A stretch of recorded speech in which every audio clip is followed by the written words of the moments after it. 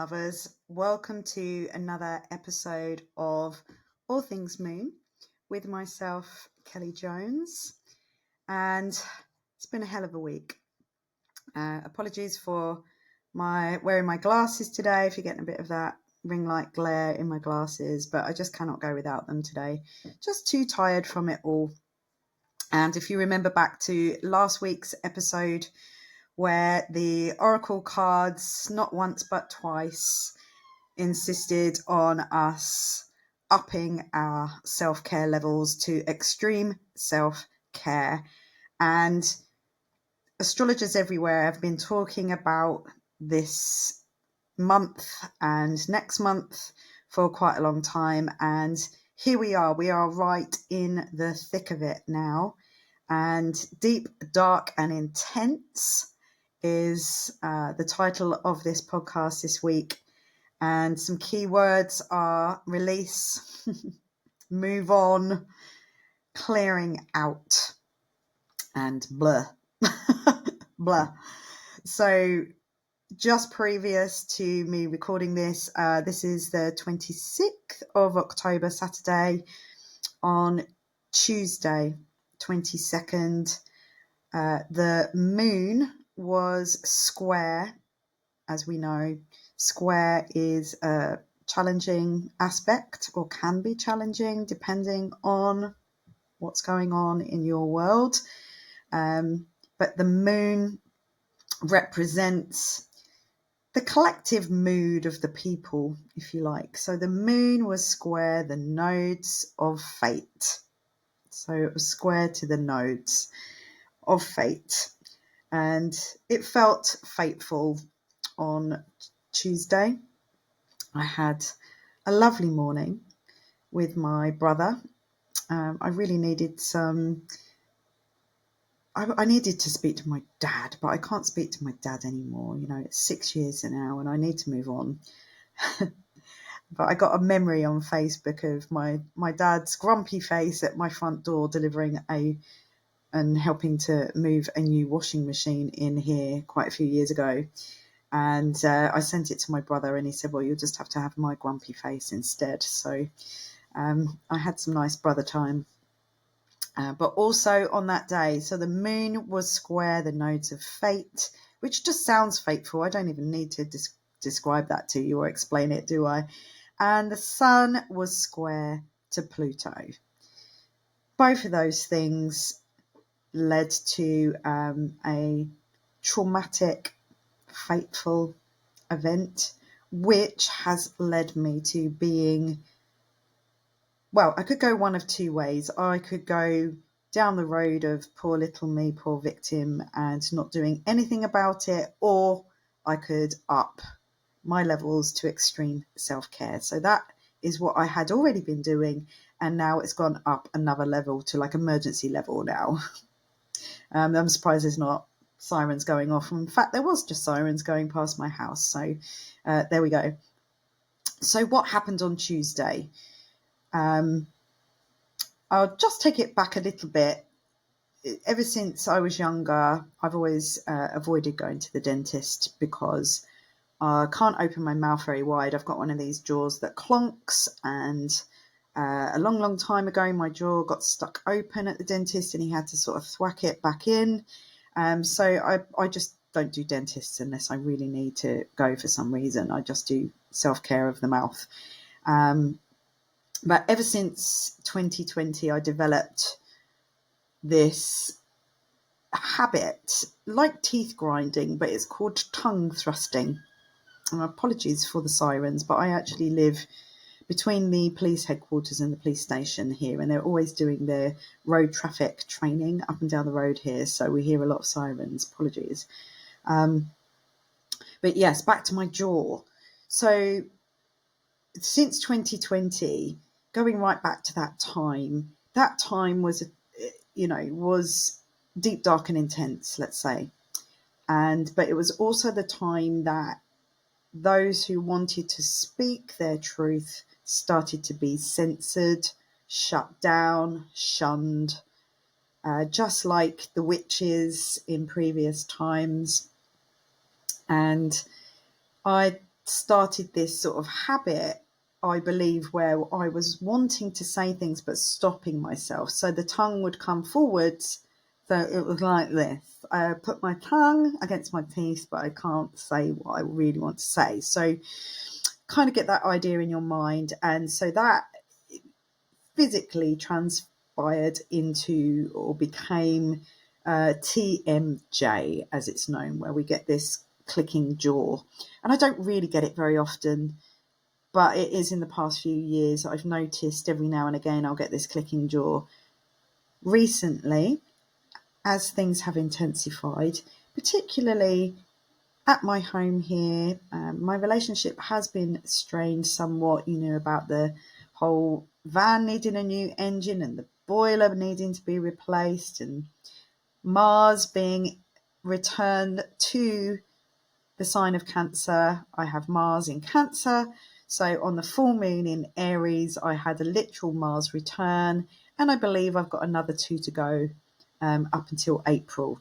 So at least I know what to expect, and I can do the work and prepare myself. So when it returns again and again, I will be in a better state to be prepared for it. But even though I know this stuff, it has still come along to test and challenge me. And on Tuesday, after I saw my brother, I came home, I was sitting at this desk and I thought, oh, I've still got my shoes on.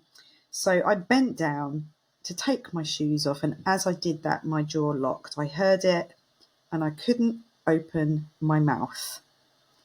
And it was truly, truly traumatizing. It was really scary. It gave me quite a panicky anxiety attack, and there was nobody here. I couldn't call anybody because my mouth was stuck shut. So what do you do in that situation? So you've got to use what you know. So I used all the tools that I have. So the first one to be just breathe.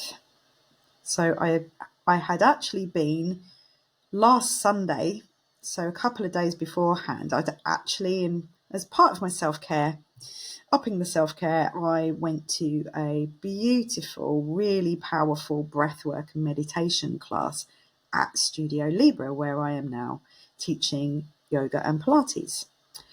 And I was treating myself to a session. I wasn't teaching it, I was actually taking part. And she did a calming breath in that class. So that calming breath was fresh in my mind. And even though I know calming breaths, because it was in my mind, I could just kind of hear her voice counting. So I literally did the very simple breathe in for 4 and breathe out for 8, breathing into my belly, being very Strala yoga. Don't panic. Even though every ounce of me wanted to panic, I knew it wouldn't help me at all. And I managed to very painfully unlock my jaw myself just by forcing it, which was extremely painful. And I had all kinds of weird sensations going on in my ears, pains in my head. And so I went and did a little bit of research on what can I do for TMJ. And then I remembered the modality of EFT, emotional freedom technique, which is the tapping technique, which I am trained in as a practitioner.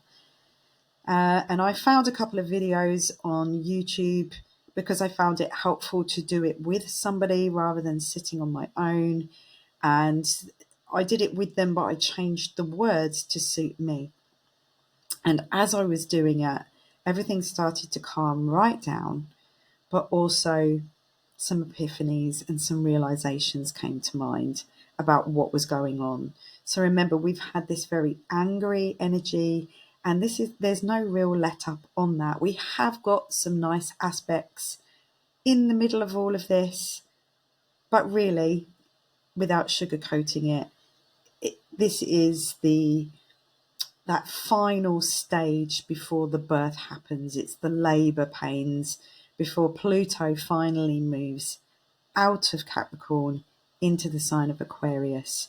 So coming up shortly, the day after the next new moon, we will have a Mars opposite Pluto, both at 29 degrees of the signs that they are in, that culmination crisis point. And oppositions are what they sound like, opposite thoughts, views, opinions. So this kind of angry, intense energy is still going to be abound. So the only thing that we can really do is control ourselves in the center of all of this. But this jaw getting locked was all to do with me not being able to express how I really feel for the fear of anger, my own anger and other people's anger. So that's been stuck inside me and literally feeling stuck. Mars is also currently residing in my 8th house, and the 8th house of debt, inheritance, death and rebirth, transformation. So this is, it's quite intense. And if anybody, I tell you these stories because if you go and look at your own birth chart, you can see where it's occurring for you. And I'll move on from that story a little bit, but bearing in mind that the Sun was square to Pluto that day, Pluto is just leaving Capricorn, and Capricorn physically represents bones, bone structure. It's ruled by Saturn. Saturn can be restrictive. So I literally had the experience of my bones in my jaw being restricted. So there's kind of a little disc here that pops out like it can do in your neck. So what did I do to up my levels of self-care? So doing what I could do straight away. And then I phoned my chiropractor. I've been going to my chiropractor for over 20 years. He knows my body. I trust him. It turns out I haven't actually had an appointment since 2020. So I obviously have been keeping myself and my spine really well. But this was a completely different reason for going. I've never had this before, although he treats me for scoliosis and I have rotation in my pelvis and my shoulders, which is why Pilates is so amazing for me, and yoga. So I booked an appointment for 2 days later. That was the soonest I could get in to see him. And when I did see him on Thursday, he said that my neck was the stiffest he'd ever felt. It was absolutely locked up here. But luckily what I did is I took myself to a Vinyasa flow yoga class at lunchtime just before my appointment, so that I was loosened up, warmed up, and ready to have an adjustment. And that certainly made a difference. And he actually was so proud of himself when he did the adjustment. He said, if he had been filming that to put it on YouTube to show what a great chiropractor he is. So, so I have had relief from that, but obviously I had some fear running of that happening again. But sometimes fear is good. It's how we use it. Remember, these things are they happening to us or for us? So I knew that I didn't want to start running on fear. But having that fear there, knowing that I needed to take care of this and keep my jaw relaxed and not have anything get out of hand or cause me to have that happen again. So it's made me acutely aware of when that is tensing up, what's causing that, and to take care of myself and actually say out loud, actually, I don't want to go there in this conversation. I don't want it to escalate because I need to take care of my jaw. So it's actually protecting me in some way. It's actually giving me a way of voicing it in a different way. So also, a friend of mine amazing friend of mine, she has survived Hodgkin's lymphoma. She had a stem cell transplant, and she is now qualified as a hypnotherapist, and that's all come out of her healing journey. And she's just qualified and she wants to practice to get her confidence up. So she offered me some free sessions. So yesterday I took myself for hypnotherapy. Now I tell you all of this because I need you to know that I walk my talk. Extreme self-care.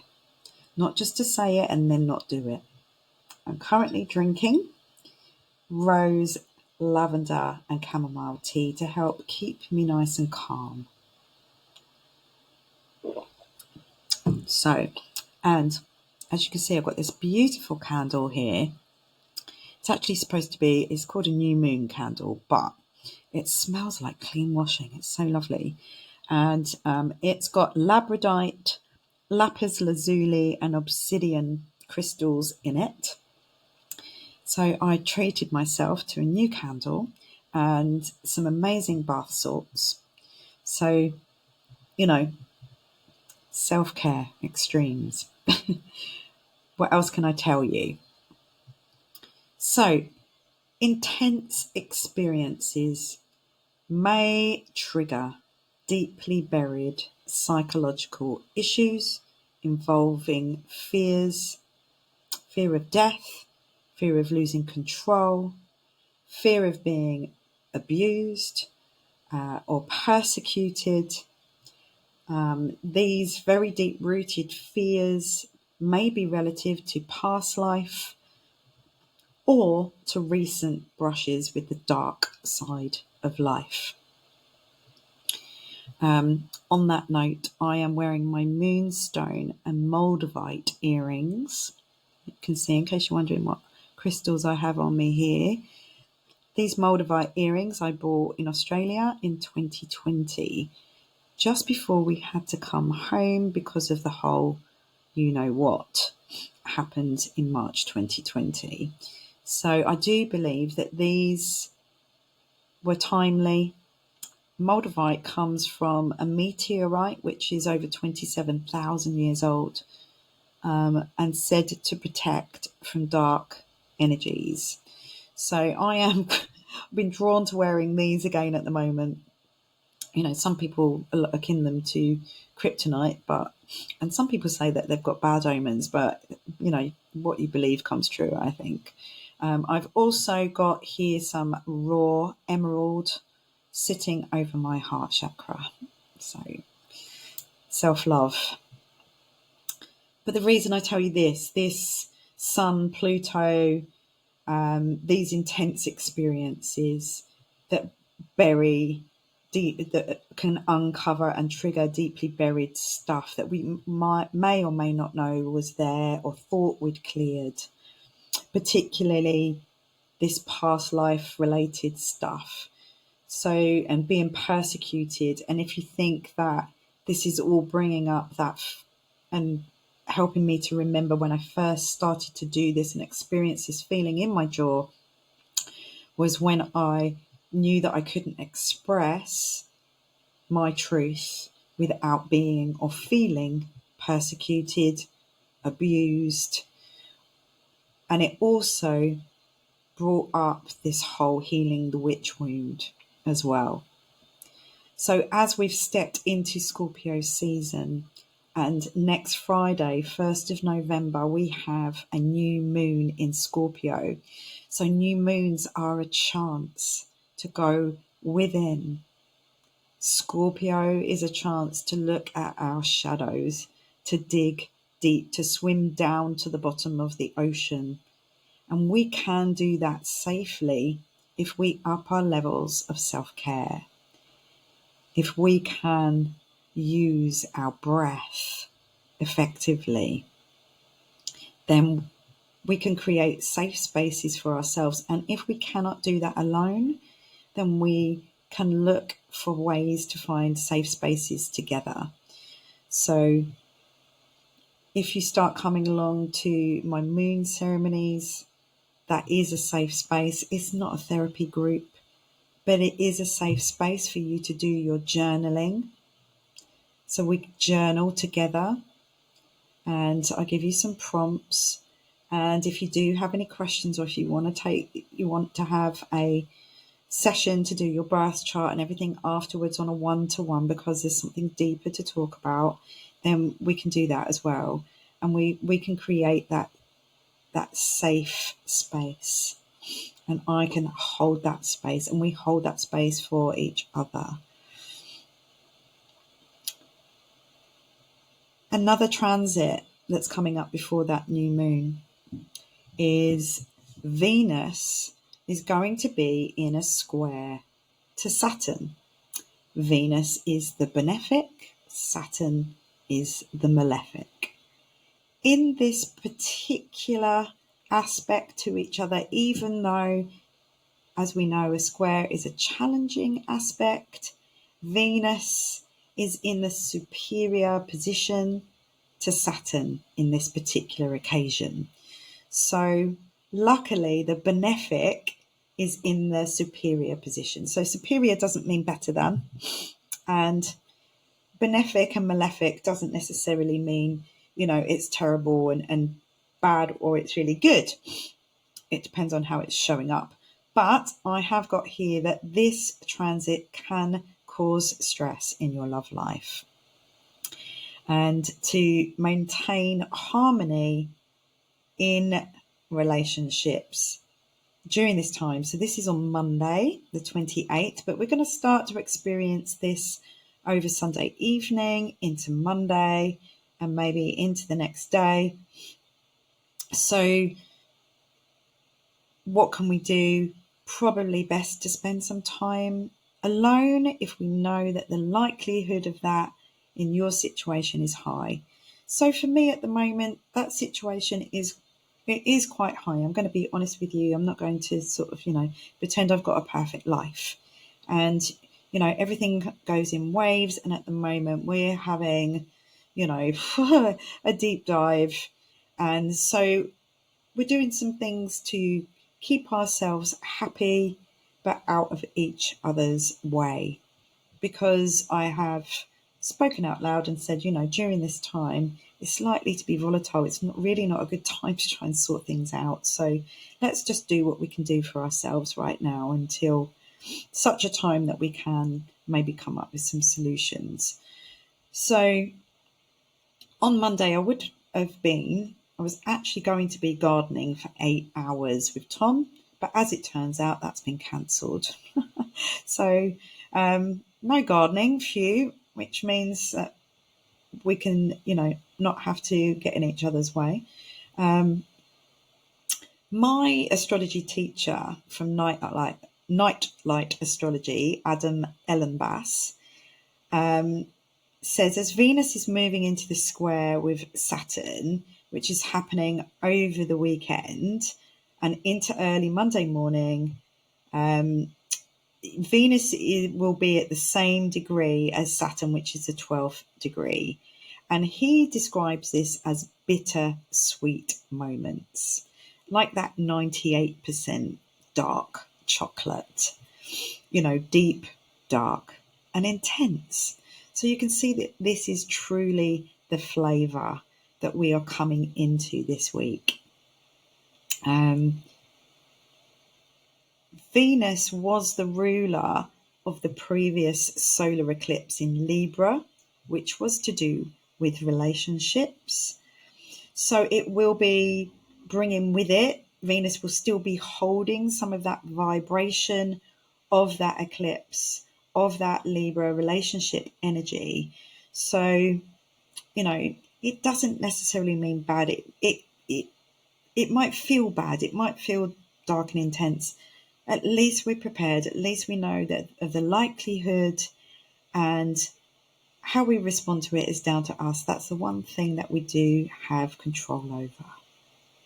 Stop, slow down, go for a walk outside in the beautiful autumn leaves. Go and look for the mushrooms that are abound everywhere in the woods and the gardens at the moment. Take some time to go and do that instead. Do something that's really good for your soul. what else can I tell you? And I will be sort of talking more in depth on all of these things at the moon ceremony, which I am holding on the 1st of November. So that's a 111, the first of the 11th, 111 energy. So hopefully that brings with it an angel protection feeling around it. So to know that it's an auspicious number, that new moon. New moons are a time for sitting down and looking at how we want to start again. What can we do new in a different way? And if you know which house area it's falling in for you, then we can have a look at that as well. So just going down here in my notes. So the new moons are introspective, a time to reflect and take a little look at our inner world rather than our outer world. As we do in Strala Yoga again and again, notice how you feel. Be with how you feel. Allow the storms to pass if it's not a good feeling. Don't numb it out. It will keep coming up. You know, the lessons that we don't learn return again and again. So use the deep and mysterious and sometimes secretive new moon in Scorpio to delve into your feelings as deep as possible.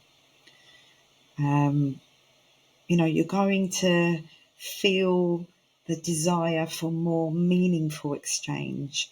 And if you can't get it where you are, where can you get it?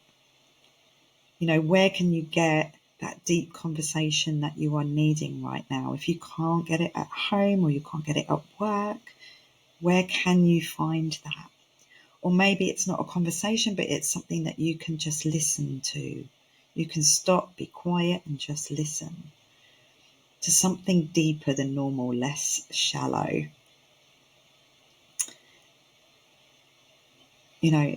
Shallow relationships are probably not going to feel that satisfying during this time. The lower expression of the Scorpio energy, the shadow side, is the part of us that we do not want to be seen. We don't want to see it ourselves. That can't possibly be me that did that thought that said that. Jealousy, vengefulness, spitefulness. It's time for shadow work. We all have the ability to feel these things. And it's okay because we're all whole beings. Those of us who were born, so if you've got your birth chart and you can look at it, have a look at the fixed signs. Scorpio is fixed, Aquarius is fixed, Leo is fixed, and Taurus is fixed. Mind blank. Have a look at those and see what planets you've got in there near or on 20 degrees of that sign. So I know that I've got Saturn at 19 degrees of Taurus. So you're going to be more personally impacted by this new moon if you have got any planets or angles and aspects at 20 degrees of any of those fixed signs. So it will also bring the opportunity for more drastic and radical change, maybe even beginning an entirely new chapter of life, to the possibility of leaving an old identity completely behind and releasing attachment to something to make space for something new. So I know for me with this past stuff, the universe is shoving my face right in my past to see myself in all my different me's.